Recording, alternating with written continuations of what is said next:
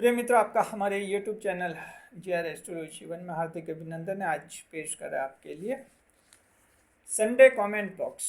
जी, Sunday comment box में सप्ताह भर में हमारे चैनल पर जो कमेंट्स आते हैं, कुछ कमेंट्स हम चुनते हैं जिनका जवाब इस वीडियो में देते हैं। जी, सप्ताह की अवधि रही है इस बार 1 मई से 7 मई के 7 दिन है। उनमें से कमेंट्स चुने हमने 9 कमेंट्स चुने हैं जी, जिनका जवाब देंगे। और एक महत्वपूर्ण कमेंट यह है कि मकर राशि में कोई जन्म नहीं ले, बहुत पछताओगे। जी, बहुत ही महत्वपूर्ण कमेंट है, जवाब देंगे हम वीडियो में। जी, देखिए कि कौन से कमेंट्स हमने शामिल किए। पहले आपको कमेंट्स बता देते हैं। कुल 9 कमेंट्स हैं, आपको पता चल जाए कि आपका कमेंट इसमें शामिल हुआ कि नहीं। पहला कमेंट यह है कि जिसमें कह रहे हैं कि मकर राशि बड़ी अभागी राशि है, यानी इसके किस्मत नहीं है और इसमें कोई जन्म नहीं लिया। दूसरा कमेंट नेपाल से आया है, कह रहे हैं कि मकर राशि तुला लगन के हैं और इनके तीसरे भाव में सूर्य राहु बुध की युति है, कैसा फल देगी। तीसरा कमेंट, दूसरा कमेंट है और तीसरा कमेंट है कि बृहस्पति को कैसे शुभ करें, अच्छा कैसे बनाए। चौथा कमेंट ये कि मान लीजिए किसी परिवार में किसी की मृत्यु होती है तो कितने दिन तक सूतक रहता है, यानी कि शुभ कार्य वर्जित होते हैं। बहुत इंपॉर्टेंट कमेंट है। पांचवा ये कमेंट है,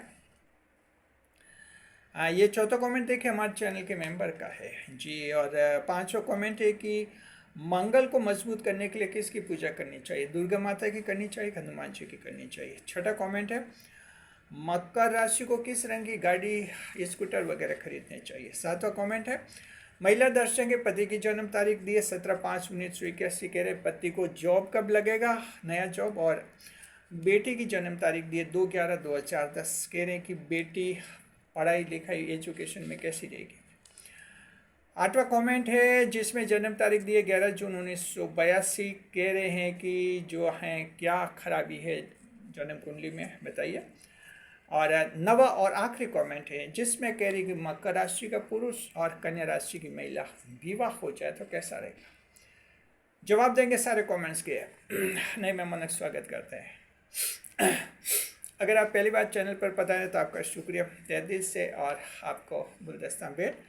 आपसे निवेदन की चैनल को सब्सक्राइब करें और हमारी विकास यात्रा में हिस्सेदारी अदा करें। जी, बहुत ही महत्वपूर्ण कमेंट है, मकर राशि में कोई जन्म न ले। The most important comment is that no one should take birth and Capricorn zodiac. जी, कह रहे कि कोई भी मकर राशि में जन्म नहीं लिया। कमेंट में कारण बता रहे, कह रहे कि बड़ी अभागी राशि है। तो हम आपको कहना चाहते हैं कि मकर राशि अभागी राशि नहीं है, भाग्यशाली राशि है मकर राशि।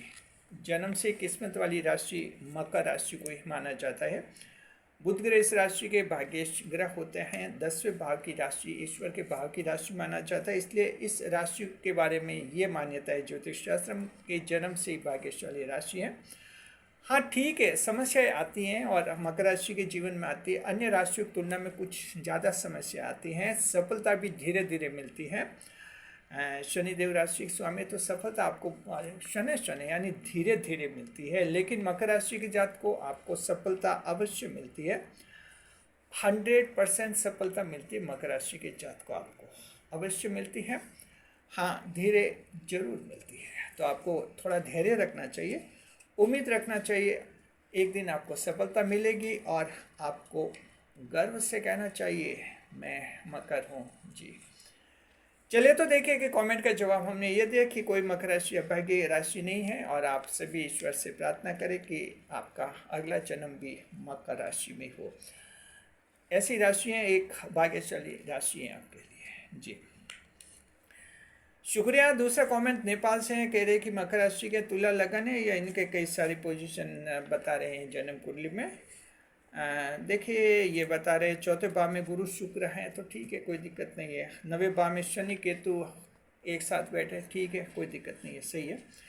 तीसरे भाव में सूर्य राहु बुध की युति है। ये युति जो है कुछ खराब करती है, जीवन में परेशानियाँ लाती है। सूर्य राहु और बुध जब ये तीसरे भाव में बैठते तब टेंशन ज़्यादा क्रिएट करते हैं।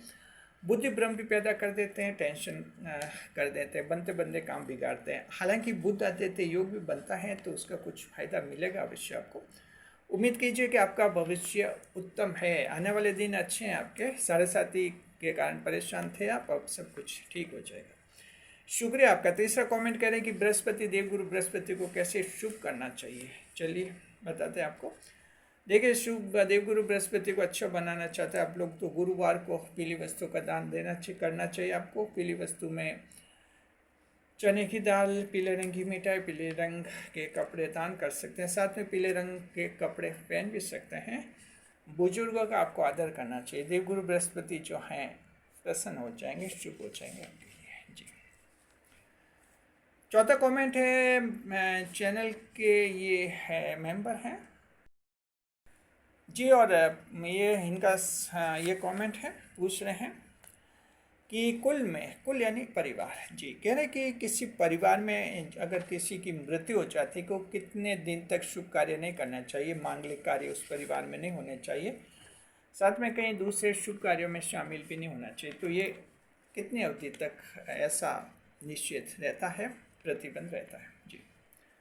देखिए, ज्योतिष शास्त्र में ये माना जाता है कि ये सूतक काल या पातक काल कहते हैं। जब किसी की मृत्यु हो जाती है 13 दिन का पातक काल माना जाता है जी। ये 13 दिन यानी मृत्यु के 13 दिन तक कोई उस परिवार में शुभ कार्य नहीं होना चाहिए। साथ में परिवार के सदस्यों को दूसरे कहीं शुभ कार्य में शामिल होने से भी बचना चाहिए।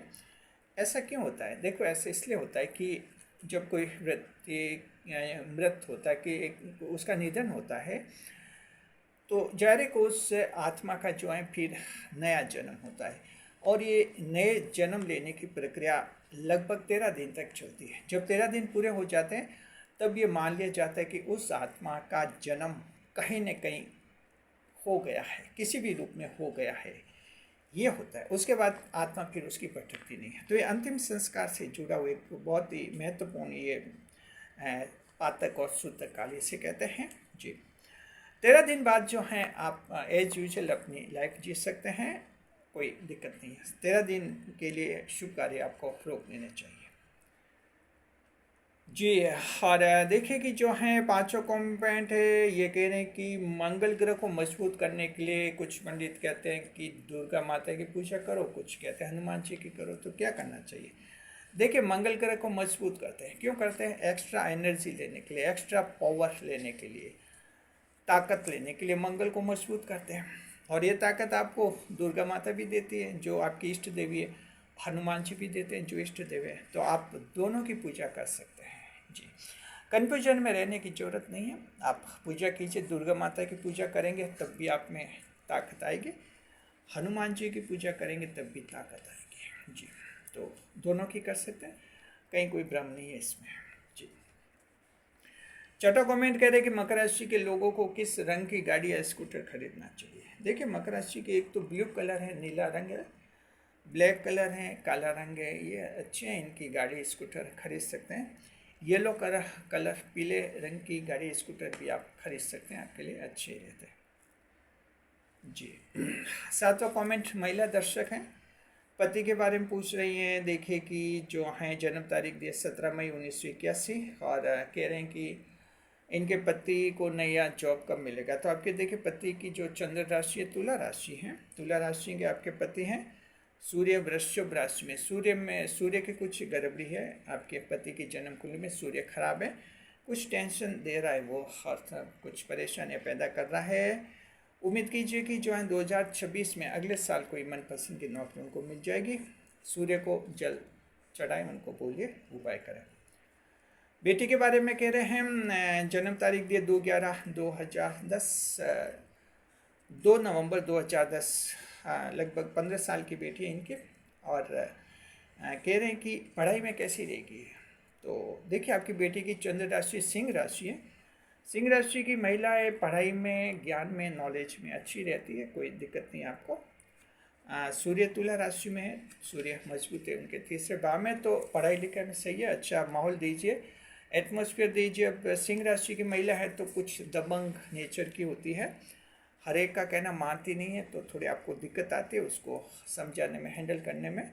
लेकिन धीरे धीरे मान जाएगी, पढ़ाई लिखाई सही रहेगी उसकी, कोई आपको दिक्कत नहीं होगी। अच्छा फ्यूचर है आपकी बेटी का भी। जी शुक्रिया आपका। और देखिए ऑटो कॉमेट जन्म तारीख दी है 11 जून 1982, और कह रहे हैं कि कौन से दोष हैं इनके कुंडली में कोई। तो देखिए कि आपकी चंद्र राशि मकर है और श्रवण नक्षत्र है, तो दोष एक श्रवण नक्षत्र का ही है आप में।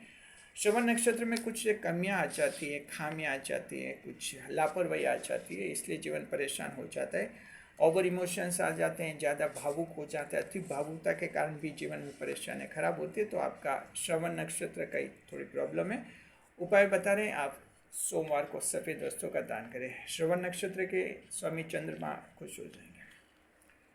शुक्रिया आपका। और नवा कमेंट कह रहे कि मकर राशि के पुरुष और कन्या राशि की महिला में विवाह हो गया है या हो जाएगा, कैसा रहेगा। देखिए कि मकर राशि के पुरुष कन्या राशि में विवाह ठीक है, वैसे हम इसे ज्योतिष शास्त्र की दृष्टि से ठीक विवाह मानते हैं, न ज़्यादा खराब न ज़्यादा अच्छा। दोनों बुद्धिमान राशियां हैं तो तालमेल बना लेती हैं, बुद्धि के साथ अच्छा रखती हैं, और एक बुद्धि का इस्तेमाल करते हुए ये कोई विवाद होते हैं उसको भी सुलझा लेते हैं आपस में। लेकिन दिक्कत आती है पंचम नवम दोष की। जी मकर और कन्या के विवाह जो पंचम नवम दोष से ग्रस्त हो जाता है, इसलिए कुछ गलतफहमियां पैदा हो जाती है, और उन गलतफहमियों का समय पर अगर समाधान नहीं हो जाए तो ये स्थिति खराब हो जाती है। तलाक नहीं होता, लेकिन साथ साथ में रहते हुए भी दिल फिर मिलते नहीं, दिल दूर हो जाते हैं। तो ये थोड़ा कन्या और मकर में थोड़ी एक दिक्कत आ जाती है। ये पंचम नवम दोष हैं जो विवाह का दोष, और ये जीवन में कुछ दिक्कत लाता है। तो धैर्य रखिए, समझिए जीवन साथी को और अपनी बात समझाइए उनको। शुक्रिया जी। तो आप ही कमेंट्स कीजिए, आपके कमेंट्स के जवाब हम आने वाले वीडियोस में देंगे। वीडियो पर लाइक करें, कमेंट करें, शेयर करें।